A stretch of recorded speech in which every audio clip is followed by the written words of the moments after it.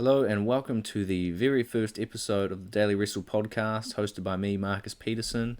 This episode is filmed with my brother, my very own blood and kin. Oscar is a Brazilian Jiu-Jitsu brown belt. I've trained with him for years. He got me into Jiu-Jitsu, and didn't really know how I wanted to start off this podcast, but I thought that it would be a good idea to start it off with my brother, as he has been pretty much my number one supporter since day one. He's been the one that's told me to get into comedy, he got me into jiu-jitsu, and I do business with him, and he's my brother. I love him, and I think you guys are going to love him too. I asked him a series of questions about jiu-jitsu, like why he got into jiu-jitsu, what keeps him going, some interesting stories, things like that. Things to note about this episode is that I filmed it in the back of our shop, so I had to edit it a bit because there were several interruptions from customers, and there's even an interruption in the very beginning where I'm on my phone because I had a business call. So, but I thought I'd leave it in there because fuck it, I thought it was funny, and I think you guys will find it funny too. But yeah, I think it was a very interesting podcast. It was the first time I was recording, and I did test the sound quality, but I didn't sit close enough to the mic, so my brother sounds super clear and sounds awesome, which is good because the podcast is about him, but I sound like I am miles away. So sorry if you don't hear me as well. I will note that in future episodes to make sure that's good. But yeah, please enjoy the podcast and let me know what you think in the comments. Let me know what you think about the podcast in general. Leave a like, subscribe, do whatever you need to do. And yeah, I really hope you enjoy it. Might have to talk a little bit louder first just to get it going. Alright, you ready? Yep. Welcome to the first interview of the Daily Wrestle podcast, hosted by me. I should look at the camera. I was like looking at that. Yeah, I was looking at the wrong thing. Hold on, start again. Hold on. Welcome to the first episode of the Daily Wrestle podcast, hosted by me, Oscar Petersen, and I am joined today by my brother, Oscar Petersen, who is a martial artist, a business owner. Fuck! Hey, Steve.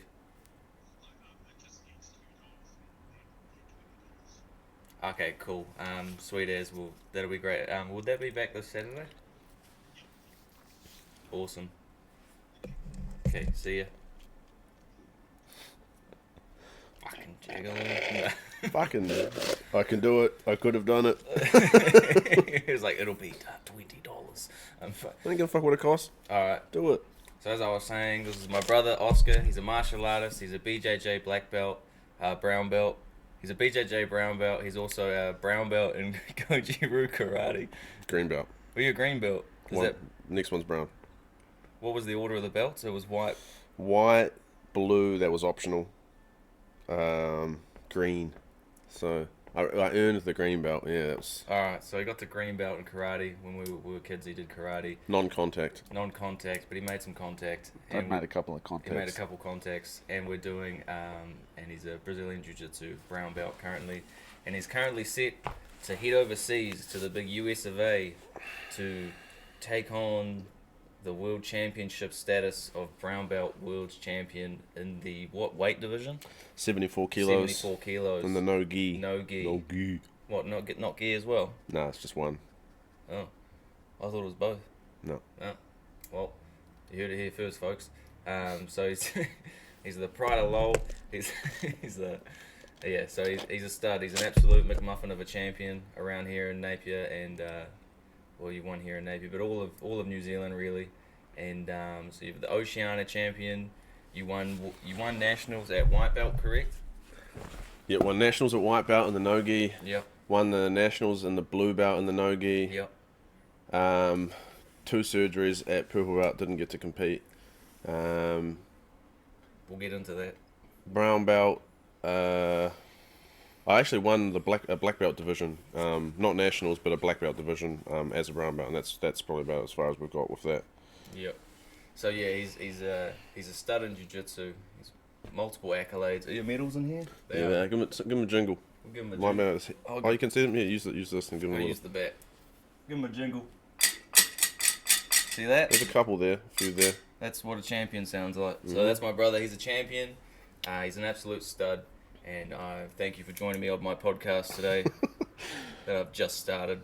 On my fold-out couch. On his fold-out couch. In which I sleep in which he sleeps. We're in the back of our business right now. We won't give away too much information. So what motivated you to start training Brazilian Jiu-Jitsu and what keeps you going? So start with what motivated you to start. What motivated me to start was... It was fun to wrestle on the trampoline with Ants, who was a white belt at the time, Shelly's partner. Didn't know that was jiu-jitsu, but that was fun. I knew that. Yeah. That's probably what motivated me to start, because I just wanted to do something that was like that. So one day you were walking down the street, you had a flashback to being on a trampoline with Nah, well, after that it was karate, and then... what motivated you to start, like, when you... To start jiu-jitsu? Like, right before you started jiu-jitsu, what was like, I'm going to go to jiu-jitsu? What was that? Like, I know that's a deeper motivation, but what was the motivation that led you to actually going, I'm just going to go to jiu-jitsu? Yeah. Because you started training at Twin City with Shane Cox, so RIP. So what happened? What made you walk through the doors? Like, for me, for boxing, what made me walk through the doors was my tubby little tummy and getting beaten up at school. And I was like, you know what?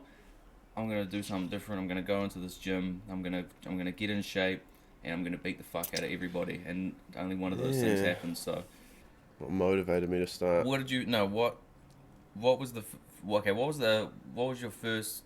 What was the? How did you know about jiu-jitsu? What eluded you to jiu-jitsu? Was it Ant? I think it was Ant. I think it was watching one of his MMA fights that he gave to me on DVD. So watching a family member having done... Pretty much, yeah, to having an MMA fight, and I knew his background was predominantly jiu-jitsu. I remember he finished the choke in like a mounted triangle. Yeah. And I thought that was cool. And you thought that was cool, so you thought, I'm going to go do that. I want to do jiu-jitsu, so then I went to Twin City Martial Arts by myself and just went in there and did it for like a month, and I definitely liked it, but I didn't know that...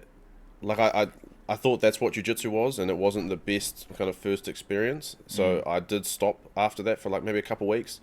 But until I met someone in the street who had like an Allegiance hoodie on, and that was Marlon. Marlon, yeah, he was like, come to training, because I said to him I recognised that, and I went there and never looked back really.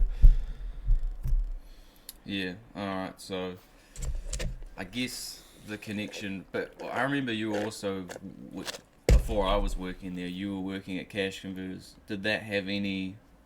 Was there anything to do with working at Cash Converters and dealing with the sort of people that you're dealing with, thinking, maybe I need to do some self-defense? Is that something that... No, I don't think I ever thought about that. I don't think I ever thought, like, I'm going to do jiu-jitsu for self-defense. No, but I just remember it was at the time, so I just wondered if that was somewhat of a motivation. Because I just remember you just came back to the flat one day and you started beating me up in ways that I couldn't... What flat was that? That was when we were on Marine Parade. Oh, Marine Parade. Yeah. That was when I started, yeah, but I don't think that it was ever like, I need self-defense. Like, I never even thought about that, really. No. That kind of came afterwards. Alright. And the second part of the question is, what keeps you going? So what keeps you going in Brazilian Jiu-Jitsu and BJJ? Probably accolades, honestly. Women. Like, and just tearing it up. All the sex we don't want to have with women, but have to.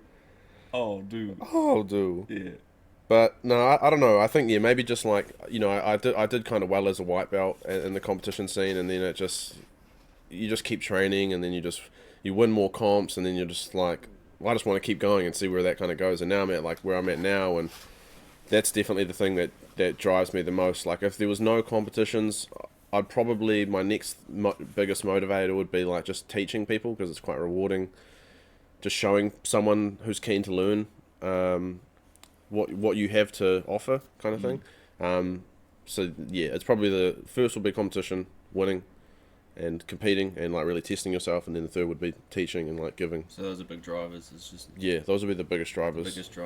So what is it about competing that about not even about competing, but what is it about? Yeah, not even about winning. Sorry, what is it about competing that you really enjoy? Do you enjoy the animosity of it? Do you enjoy the level of excitement that you get on the day? Like, is it a rush for you? Do you enjoy the challenge? Do you enjoy, I don't know, do you enjoy just putting on a show for people? Do you enjoy getting sweaty, getting ready. Well, for me, it's a little bit about the winning. It's a little bit about the winning. It's about the winning. Yeah, honestly, the winning part. That's okay if it does. If the winning part feels good, getting your hand raised. Yeah, I think the competition side of it is because like I always wanted a trophy. I always wanted a medal. I always wanted to like me too. Be praised for like doing well, and like a trophy or a medal was like a physical like representation of that kind of thing. And once I like I remember I chased my first medal so hard, like I probably competed at like 2 or 3 events before I got a medal. I think my first medal was a gold medal. And that probably set it off. It's probably just that. What was exactly the question? About like what keeps you going, but then I was asking you about like what is it exactly about competing that you like so much. But it's winning. It's winning. Like when I was boxing, like for me, like there was no better feeling of the whole fight experience than getting your hand raised at the end. Yeah. Like especially when you're so fucked and you're so tired, and and you can't even like raise your arm yourself, and you've got this referee and he like lifts your arm up and everybody cheers in that moment. Like that's like the best. That's the best. That's the best. Yeah, that's probably it. And that's the worst would it. probably be being the other guy when you don't get your hand raised and you're exhausted. That does suck. That sucks, but it's like but you still enjoyed the fight, sort of a thing. But there was always that there was more learning to be had in the losses, and I kind of learned that early on. How has your training evolved from when you started to now as a brown belt? From the beginning. Yeah, like how's your training evolved over the years? Has it stayed quite linear? Have you always because you've always obviously trained with Damo. Yeah. But there's obviously been times when you started with Damo, but then there'd be times when you'd branch out and just go train, like go train with Jay or go train with Bryce. Or go train with Russ, or you like go to 2020. So they happen eventually over time. So I guess I'm probably answering the question for you. But like, how's it sort of evolved? Has it evolved in any ways that stick out to you? That like maybe you were doing it at the start differently to versus how you're doing it now. I think I probably like it's just like I'm much the same as when I started, except like my attributes have become like more emphasized. Like I've always kind of had the personality of trait of kind of taking everything with a grain of salt and kind of just trying to take like extract like something out of everything, like whether it's like take the good out of everything like that I can. And I don't think that's what take it with a grain of salt means. What does that mean? Yeah, I fucked it up too one time. Grain of salt. Taking it with a grain of salt means to like if I was to give you some advice, you wouldn't necessarily take it on board. But it just takes something from it? Is that what that is? Like, nah, I don't know. I think that's what it means. You're right, actually, yeah. I thought it was a positive thing. I thought it was a good thing to say to someone when you say like, oh, I'll take it with a grain of salt, because salt used to be like a commodity back in the day for keeping meat good. And yeah.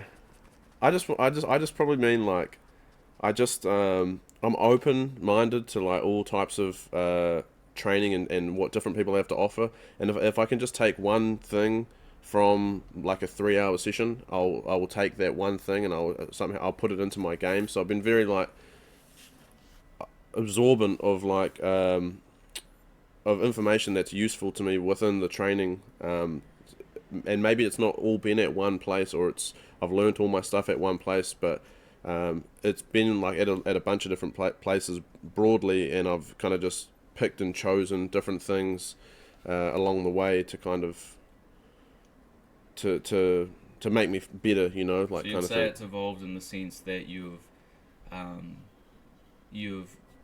open to gathering new information as you go along, and it doesn't really matter where from or who from.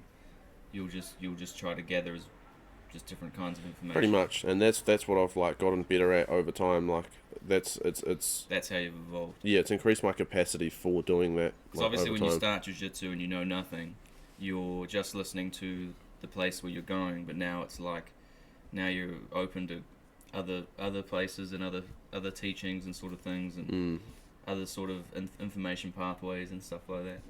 Yeah, pretty much. Yeah, that would be the answer on that one, I think.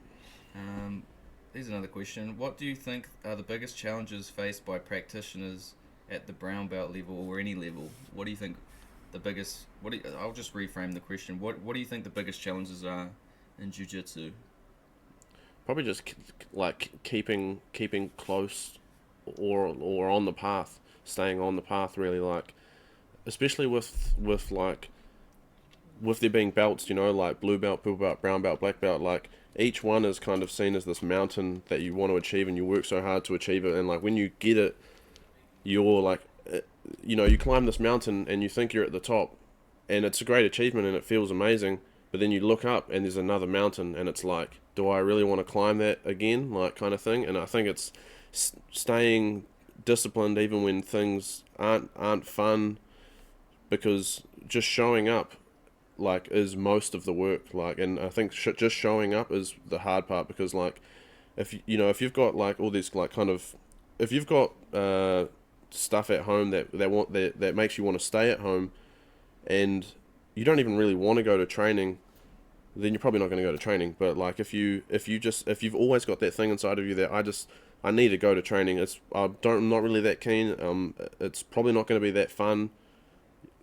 Like that's the hardest thing, I think. Like you never regret going to the training, but you always regret not going to the training, and I think like that would be the hardest thing. It's like the saying goes, the worst training is the one that never happened. That's it. That's honestly it. Yeah, like I was like that last night with the gym, because I skipped the gym Monday to go to the pools with the missus, and then last night I was like, I don't know, I just kind of want to have a day at home today. Yeah. Like this is my day off. I think I want to have a full day at home, sort of a thing. Yeah. And then it started rolling around to like 5 o'clock, and I was like, I'm gonna feel worse if I don't go to the gym. So I went to the gym and actually had a pretty fucking shitty workout. Yeah. I felt like shit. Like lifting weights, or you went to boxing? Boxing. I just felt like shit. Yeah. Felt like I couldn't get my hands going. My legs weren't moving. I got there a little bit late. They started a little bit early, so I missed the skipping warm up. And I got there and we got straight into like touch sparring, and I was just getting touched like a fucking 8-year-old at the Catholic church. Like it was just terrible. Like yeah. I just got touched left, right, and center. And but it was better. But then I felt better afterwards. Having gone to the workout. But it's sure. I think definitely with jiu-jitsu, like it's not about, well, just like anything, it's like not setting yourself too big of a goal, being like, I'm gonna go 5 days this week, like the golden week. That's not the best thing. Like the best thing is probably to be like, start probably small and be like, I'm gonna go twice this week, and if I go twice, that's gonna feel better than maybe going 3 times and not achieving 5 and then feeling like a failure. You're probably better off just to go 2 times. Just set yourself the time of going. I think, like, especially if you're starting something, and if you want to do it, then you want to do it. But I guess that's when you start, that's the easy part. But then once you get further down the track and like you said, you hit those big peaks, then you're on the other side of it. That's where the big valleys come, and or like the next climb comes. So that's where you might lose motivation. Like, and that's obviously why a lot of people quit after blue belt. Yeah, that's what I think too. Quit after purple belt or quit after brown belt. Like then, like the only people that really quit during white belt are like, it's almost a different thing. It's almost like either it just wasn't for them, or that was for them, but they couldn't like get past like their ego and just couldn't like relinquish, like, just some control over their life when they're doing something, because you just suck so hard. You just suck so many eggs when you start. So but no, I think it's just setting up parameters for yourself. Like, all right, well, I'm just gonna go 3 times a week. It doesn't matter if I don't. Or even just 1 time a week, I'm just going to go once, that's achievable. Just as long as you hit it. Yeah. And you'll feel so much better if you hit, like, if your goal is 1 time a week, but then you push yourself and go to a second time, it's like you've done 100% more than what you were going to do, like, already, and that's like... probably why it's better to set your bar low, because then you can always it. Yeah, that's right. And then, whereas if you set it high, like... It's way easier to not hit that mark, and then feel like shit, and then have that kind of... towing that feeling into the next week or whatever. Yeah. And it's just a little L. So that's probably a good thing. Can you share a memorable moment or lesson you learned during your training? A memorable moment or lesson? Either one, a moment or a lesson. I remember when I was the dummy, the uke, as they call it, for Damien in the kids class. And I hadn't done many kids classes before, like teaching the kids. And basically he put me in a choke, or maybe it was like a bow and arrow choke or something, And normally in like an adults class, like I push that to the limit every What's time. a bow and arrow choke? For people that don't understand. So it's like someone's choking you with your clothes, and it like kind of is a blood choke. With your lapel. Yes, there's two types of chokes. You got blood chokes, which you can kind of like you could choke yourself, but you could still breathe, and you just eventually you're gonna go to sleep. And then there's air choke where you just cut off your ear, but going to sleep that way is quite. That takes longer. Yeah, it's a lot more terrifying. So basically, if you're imagining if you're wearing a robe, and someone was to grab one side of your robe and another side of your robe, and pull that across your throat, constricting your blood flow to your brain. So anyway, so he's doing a bow and arrow choke. He's doing a choke on me, and I'm thinking like, I'm not in the frame of mind that it's like a kid's class, and so I'm like, I just don't tap. I'm just like letting him do it on me for ages, and I can just handle the choke for a long time. And he stopped, and he's like, fuck, tap, man, you're gonna go to sleep in front of the kids. And all the kids were like sitting on their knees or watching and shit, and I was like, that kind of clicked me into reality, like, fuck, like, if I had gone to sleep in front of these kids, like, it would have, like, scared the fuck out of them. It would have been like that movie Stand By Me, where they're like, you want to see a dead body? Like... Honestly, that was bad, so that kind of, it wasn't like, I mean, more of a lesson is, like, to be, like, focused in the moment and you know, be in the moment that you're in and not, like, off with the fairies, because some little like mistake like that can. That's a weird fucking lesson, honestly, to pull out. It's just a funny one, really. Like almost going to sleep in front of kids. I mean, that's probably it's more of a funny one, really. I thought you would have learned a lesson from fucking choking me out cold in Palmerston North. No, I didn't learn anything from that. Honestly, like I learned that was scary. Like that was scary. Like it's the first time I'd put anyone to sleep. It's the first time you'd gone to sleep. It's the first time we'd faced each other in a competition. Yeah. The video was terrifying. No, we'd faced each other in Hastings, hadn't we? Don't think so. Nah, that was the first recorded match. Like, I'm gonna die. Yeah, that was a good ass match too. I mean, like you probably fended off like 5 or 6 chokes, and you did a lot of flying triangle. Team triangle. Even you went for a flying triangle on me at one point. Yeah. I didn't really learn anything from that. I learned that was scary. Yeah. And I don't like that. I mean, I wouldn't mind putting a random person to sleep, but putting you to sleep, putting your brother to and sleep. Seeing you kind of just like thrash around on the ground, I was like, I realized fuck. afterwards like how fucked up that actually was to like put you through that, to make you like, because it's like it was intense, because you're like hurting your brother sort of a thing. But like I did it to myself, but it's like like because I was supposed to tap, but I was like I knew as soon as you got it on, like I don't know, my ego comes out when we roll, like not when I roll with other people, but when we roll, it's just like I feel like I don't want to lose. So like I just was like, as soon as you put it on, I was like, I'm not going to sleep. I'm not going to tap. Yeah. Like you're gonna have to choke me out cold. And it's almost like me thinking that you won't do it. And like I was aware that people could go to sleep, but I almost wasn't aware that people could go to sleep in that moment. Like I went to sleep for a little bit. Like I almost was like you died, and I was like, holy fuck! I fucking panicked. It was in the freaky. video, you like ran around to grab my legs and feet. I couldn't even do it. Yeah, I literally said to you, like, you woke up and you're like, where am I? And I'm like, you're in the final, and you're like, who am I facing? I'm like, me. Like Joe Biden, like, who is it? Who am I it was fucking bad, man. Don't do that again. Just tap. Nah, I'm to the death. No, well, we had matches after that in Hastings. Yeah, and they were always fun and stuff. I think you learned. I think you learned more of a lesson there than I did. I didn't learn shit. I'll do it again. Yeah. I kind of felt like I was in a bit of a, like something happened to me after that. Like I was almost in. Like, yeah, it was a new day for you. I feel. Like I was in a bit of a. It was almost like when you have like a near miss and you die, and you kind of have a different appreciation on life. Like it kind of did that to me. Like I felt like kind of. I remember I was feeling real anxious at the time about shit, and I felt like okay. Yeah, I remember you actually saying that it kind of reset you. I felt a little bit reset. Because it's quite a feeling. Like I quite enjoy that about jiu-jitsu, which is kind of sick. But like I enjoy like, especially when we're training chokes and stuff like that. That like when you're getting choked, and it's gentle. It's not like they're like trying to actually cut your head off or something. Because obviously you're gonna tap because it's painful. But when you can relax into a choke and then you just tap at the last second and then. Everything's light. You get your stars, and you're like euphoric. It's a feeling like that's a refreshing feeling. Like that's like a wake up. Well, that's why like people like doing it during sex. That's what I learned from that too. I was like, that's why people like that. It's because there's like this weird, like grey area of like. You're kind of here, not there. And it's almost dreamlike a little bit. It's like, a little bit drug-like too. You're a little bit closer to... definitely like drug-like for sure. As Robert Greene would say, you're a little bit closer to the sublime. You definitely want to... something that this is a bit of a lesson that I learned, speaking on like going to sleep, is when you get put to sleep or when you put someone to sleep, you should always wait by their side to tell them what happened.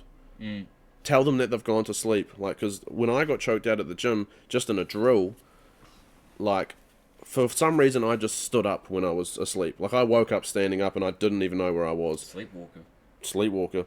My partner had, like, didn't know I went to sleep, and he just literally walked off, and I woke up and I didn't even know. Who was that? It was I don't know if I'll name him on the podcast. What does his name rhyme with? Corn. His name rhymes with corn. Yeah, I know. That's a, Oh, you know. Yeah. Yeah. He fucking just walked. he walked off, and He's then a doctor. when I woke up, type of form of doctor. When I woke up, I didn't know where I was. I honestly felt like I was in a dream, and like I was like kind of panicky a little bit, and I was like, why am I here? Like, I was like, I like wanted to find calmness. I was like, I'm just gonna go get a drink Did of you water. tell me this? I fucking feel like I don't remember. It was fucking so scary. When was this? Probably like last year maybe or something like Yeah, that. It you wasn't. training Oh, it was at the other gym, and I just Well, you like I was like he reminded me, like I calmed myself down eventually because I was like, 'cause I come to and shit, but I was like, I do not know what happened. Like I fully lost the Yeah. chunk out of my memory, and then I was like to him, what happened like before or something like this, or maybe I didn't even say that. Maybe he said to me like, oh, like you like laughed at me before, and I was like, what do you mean? And he was like, oh, I put you in a choke, and then you just started laughing, and I was like, and then that's why he walked off. He was like, oh fuck this dude, like, and I was like, dude, I went to sleep and I didn't Yeah. even know where I was, dude. Like, it was so weird. It was so There random. probably needs to be more of like an understanding about that in jiu-jitsu, because I remember it happened to me one time too. I think when we were rolling and you choked me a little bit, and I didn't even realize I'd gone out, and and then I was like, but you kind of realized after. I was like, what happened? And then you were like, oh, we just finished. And then you were like, did you go out? And I was like, yeah, I went out a little bit. And you were like, oh, yeah, you did kind of fall a little funny. Like, I was like, there's not really Yeah. much like. Yeah, you definitely should always. But that's the lesson. Just be there for the person. Like, But he didn't even realize you were out. nah, he didn't. So that was a hard one, really. But I learned that lesson by knowing that was scary. I didn't want to you don't want to put someone else through that. No, well, I guess it's hard to tell, especially if because you can go in Yeah, that that was- in-between state yeah. where you're out, but you're still kind of awake and you're still kind of moving, but people don't really realize you're out of it. So, I don't know. He should have not maybe known, because he put like a tight choke on you. Maybe you should just have an awareness. Of, Yeah, it was when you put real a tight weird. choke on someone, just to, even if they seem like they're conscious, just to check in with them a little bit, or just be there with them a little bit. Or I remember I choked someone out at the gym. I won't name who they were. They were a higher grade than me at the time, so I was quite surprised that they even went to sleep. But I choked him out, and I was on top of him, and then he like went to sleep, but then he woke up again. And he looked up at me like, he just this look that he gave me is like ingrained in my brain of like. oh, some people get a fucked up look So on their face. funny. I remember when Damo choked out that fucking asshole. I don't remember that, eh? Oh no. Just like secondhand accounts of that, which was like. No, because I remember we were all in a little group and we were off, and he was like as white belts, and that guy was in my group, and Damo came over and was like, someone had asked a question on how to do it, and then Damo just like, because he was already pissed off with this dude because he'd already been beating up girls at the gym. That was the guy, yeah. He'd already been beating up girls at the It was gym, and he'd weird. been trying to beat me up and beat up other fucking little skinny dudes and shit as well. And like, he was already being spoken to, he'd already been warned, and he was still doing it. Just to put it in context, and Damo used him to demonstrate the kind of choke. And I remember, like, because Damo was probably fucked off with him, like grabbed him and put the choke on him and put it on, but not like super aggressive, just put it on. And I remember he fell asleep a little bit. Yeah. But he didn't fully fall asleep because he wasn't trying to put him to sleep. Yeah. He just put it on so that it was tight Yeah. and like just so he could feel it, like just like he would do to us. Yeah. In a friendly way, he just did it to him. But he actually like fell asleep. Yeah. But he wasn't out, but he was out, and I remember he was like, and he was like angry as, and he like looked at Damo like, Who just? no, and he was just like looked at him. He looked at him like, and Damo was like, "You're all right, buddy. You're all right. You're all right. You're all right." Like, and he's like slapping him and shit. Like, because he was like, and Damo like when he went away, like he went off to get a drink or something. He was like, "Fuck, I thought that cunt was gonna hit me." Like, No, I do remember that, and I remember him throwing his gi at the ground. I wasn't there for that, but I remember about that. He stood on his own gi, threw it at the ground, and stood on it, and like twisted his foot on it. It was Yeah. like, it was the next And just level. he was a fuckwit. What positions / techniques do you feel most comfortable with, and why? When you're doing Brazilian In Jiu-Jitsu. jiu-jitsu. In Jiu-Jitsu, yeah, not fucking anything else. Probably guard on my back. but the better I got, I felt comfortable like passing. Like I always thought like the more I've trained, the more I've like been able to like learn to pass people's guards. It's like kind of this puzzle solving thing, like where it's like I've become comfortable in solving puzzles, and I've always just liked solving puzzles. So I would probably say that the guard, because you can do so many things. You could, you can use your legs against a bigger person, and passing, yeah, would be the other one. Because you're going over to the States in December. What is it now? October, November, December. So you're a couple months out. Yeah, pretty much we're 2 months away from the competition starting. Pretty much 2 months away. So what has been your preparation leading up to this, and what is your preparation sort of from this point now going forward into the competition being 2 months out? Pretty much it's going to be the same as what it's been, which my protocol is basically putting in as much effort as I can in terms of training, like physical training, whether that be running, hitting the weight room, training jiujitsu. That's for the training side of things. In terms of like recovery, maximizing my recovery, saunas, and included in the recovery would be just having the cleanest diet possible.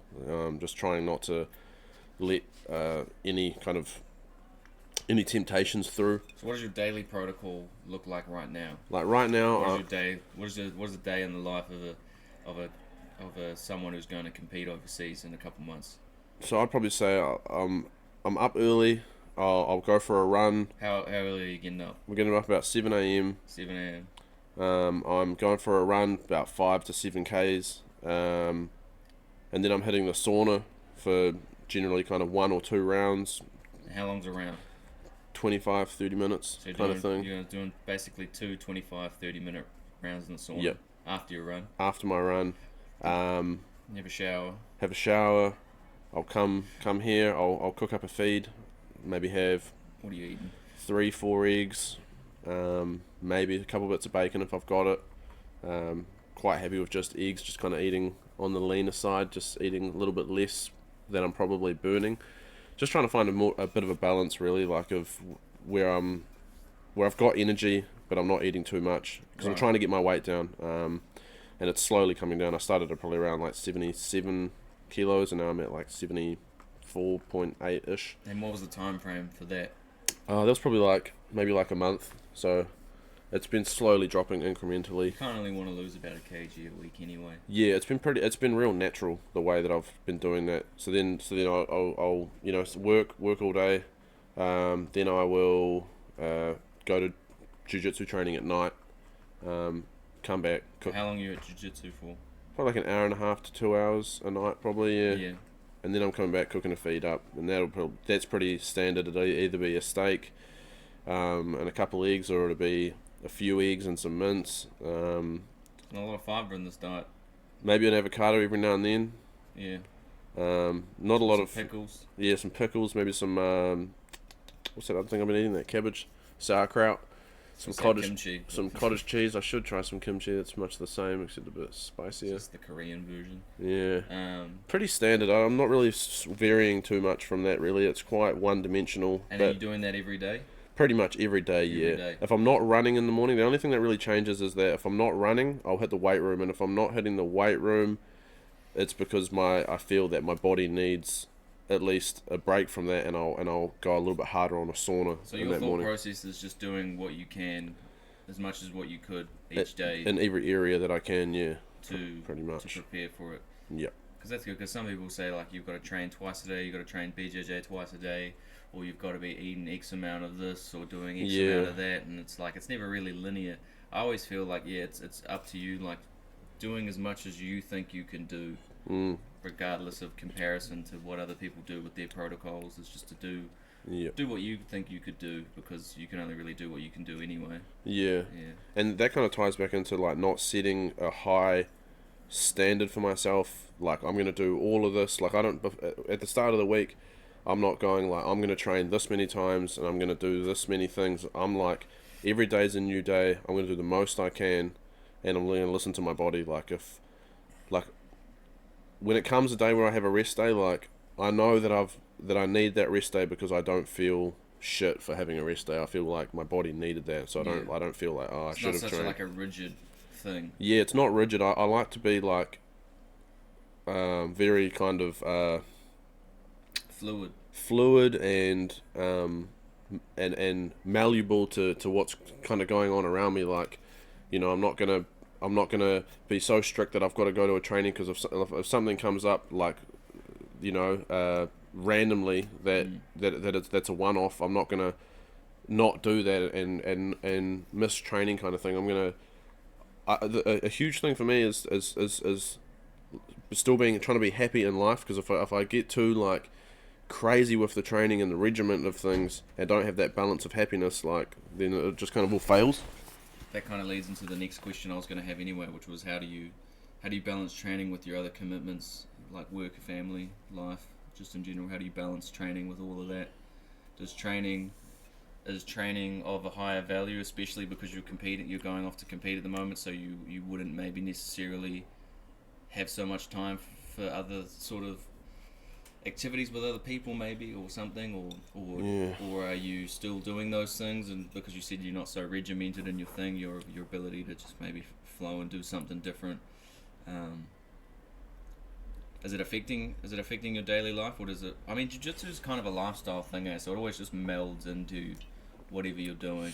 But when it comes to competing and taking it quite seriously, because you're going overseas and you're investing a lot of your own time and money into it, you obviously, things have to change. But you're getting up and doing it at a time before that really involves, like, it's not really social hours, and then you're at work all day when everyone else is at work, and then after work, I guess the only time I'd really affect it is like after work when you're training. But again, like, jiu-jitsu is pretty social, so yeah, I mean, there is that social element to jiu-jitsu, and like, I'm probably more strict on the training of jiu-jitsu, of not missing the training, like at night time. Like you wanted to go bowling the other night, and we just pushed the bowling back an hour so I could still train. Whereas, like half an hour. Yeah, well, like, so I can still train but still do that. Like, I want to do the best of both kind of thing. Probably, like, it's pretty rare. There's pretty much nothing going on in the morning, so I've pretty much never really have that dilemma in the morning trainings and stuff like that. I just don't really have too much going on outside of that. You got nothing going on. No. Like, I mean, if I'm seeing a friend or something like that, like, I'll work it around my jiu-jitsu. Like, that definitely comes first, especially if my two options are go to training or go hang out with a friend. It's like, I'm going to train and then we just hang out afterwards, like something like that kind of thing. So I guess it's different because obviously you're single, in like a committed relationship where you need to be somewhere every night. Yeah, and that's pretty important. Like, honestly, from where I was, like, having to kind of almost report to someone being into that relationship, and obviously that's not every relationship, but I couldn't really balance both of them. It was either this or that, whereas now... Yeah, well, when you're in like a relationship that's not working, that's obviously what happens. Is that you can't... I think you'll know, like, if your relationship's healthy, if you can balance what you're doing with what your partner's wants and needs are, because they should be sort of supporting you, through those endeavors, sort of a thing. Like, they shouldn't be like, well, we were supposed to hang out that night. Like for me, like with comedy, like with my missus, she's like, I want to come, or like, I mean, not like I want to come, like, I just want to come one time. I just want to come. I mean, she does. We'll get there, but like, no. But it's like I want to, like, she'll want to come to open mic comedy, or if like I've got to do some comedy, she's not going to be like, oh, I'd rather you didn't do it. Yeah, no, for sure. That's definitely a sign of a good chick, is they just want to tag along and be a part of your life, not you kind of being a part of their life. Like, especially, like, I mean, if they've got a goal that they're striving towards, like, obviously you're going to encourage them and join in on that. But if it's just to go for a walk at the beach or something, like, instead of training, I mean, that's or going to a comedy show, you kind of got to weigh up the priorities of what's, like, really important, Yeah, especially if you've got, if you've got some sort of big commitment within, like jiu-jitsu or whatever, or like it's in preparation. Like, for me, for comedy is always in preparation for like a show or something like that. So like to me, it's important to hit every open mic I can, sort Yep. of thing. Support's massive. Like if you don't have support, you're fighting two battles. It's hard enough doing already what you're doing, and then having to fight another battle on top of that. Yeah.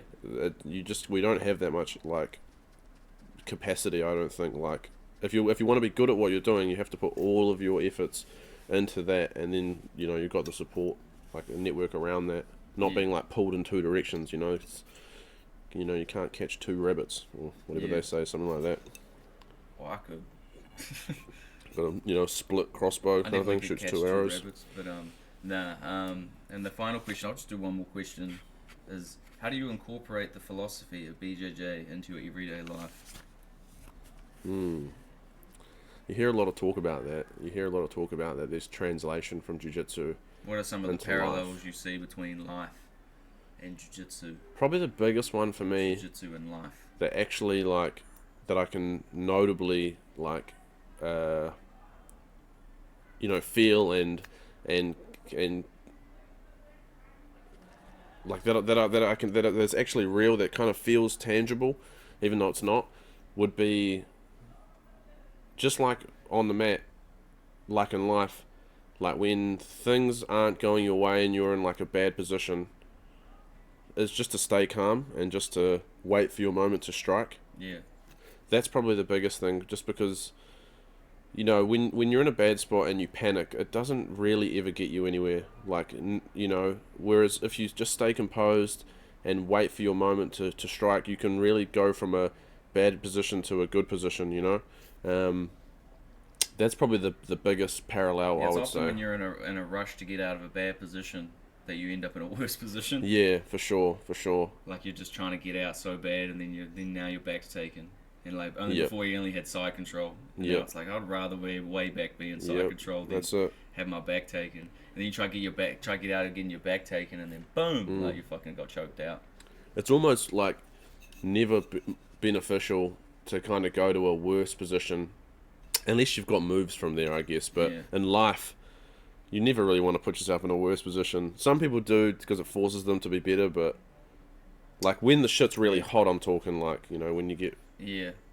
The only time I reckon it's good to put yourself in a bad position is if you're in a good position and you don't see yourself going anywhere. Yeah, that's true. That's like that was like a Sun Tzu thing, was like to put yourself on death's ground, was to put your back against the wall, like to basically put yourself in a position where you've got no other option but to try.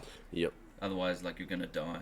Like the Spartans, the 300, they had their backs against the wall, they're cornered.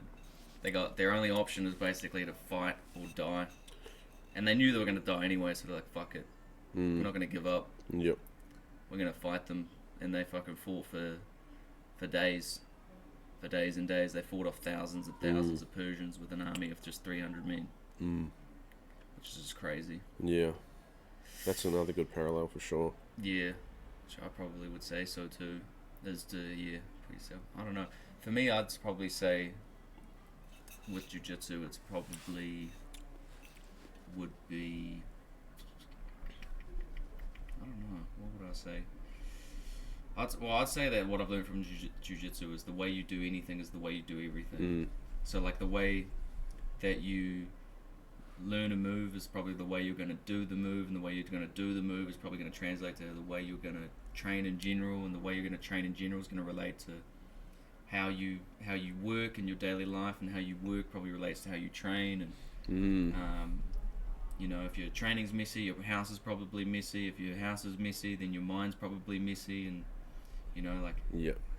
if you rush things like in your daily life, then you're probably going to rush things in your training, and you're gonna it always has that back and forth of like sort of being parallel in a way.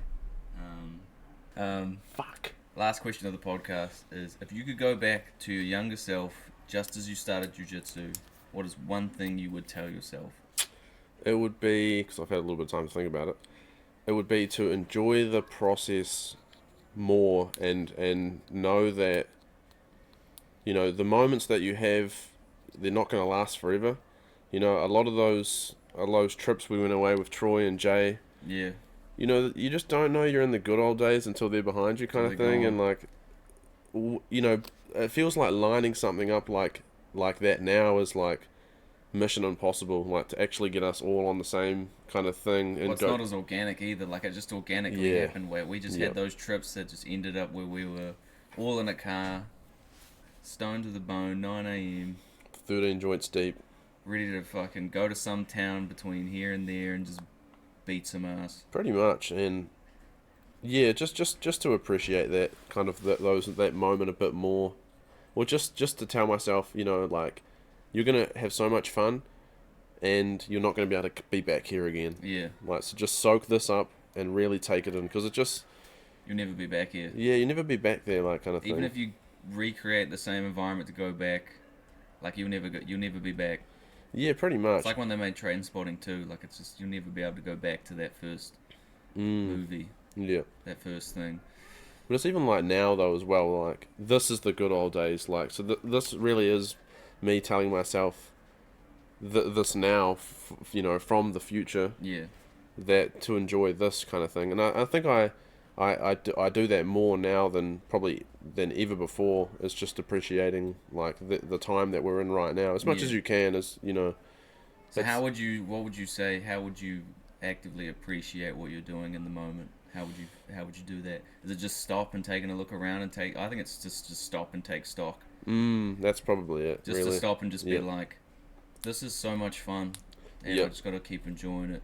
Yeah, Or that. even if this sucks, it's like I'm still getting a lot out of this. Yeah, I think it's definitely taking stock and doing that, but also putting yourself in like a worse position, like just mentally, just for that moment, and be like, okay, I'm here now. I've got all this. Maybe I'm not so happy, but you know, there's other people in the world that are in different positions that Or even just think back to a time when things weren't so good. when things weren't so good, or you wish you could have been doing what you're doing now. Pretty much, yeah. That's it, really. Like, Yeah, because then that really helps me appreciate, you know, what I've got. You know, that it's not just for granted. It's like you know, a bad day here is like a great day for someone that's never had it, kind of thing. Yeah. So yeah. It was like when we first got into running the shop, and it's just like you know, it's like, oh fuck, we just get to hang out all day, and then Yeah. now it's kind of like, oh, now we got to like hang out all day, you know, sort of thing. you know, but it's like it's but then you like but I always constantly remember all the time. It's like, fuck, like I could be back at like KFC and like I get to like I can Yeah. sit around here and do nothing all day, and Yep. yeah, it's Hard boring, out. but it's like I don't have to do anything. yeah, we're not in those old You know, we went through those old positions just so we could have something to kind of compare it to. You know, of where we are now. Yeah. And I think comparison is the thief of joy unless you're comparing yourself to yourself. And you're like comparing yourself to your old self yeah, and just going like, you know, like I used to be doing this and now I'm doing this and this Yeah. is actually so much better. yeah, I'm getting way more of a kick out of this. yeah, hard out. So no, just in a nutshell, enjoy the process. Enjoy the process. Is Take it process stock. or process? Process.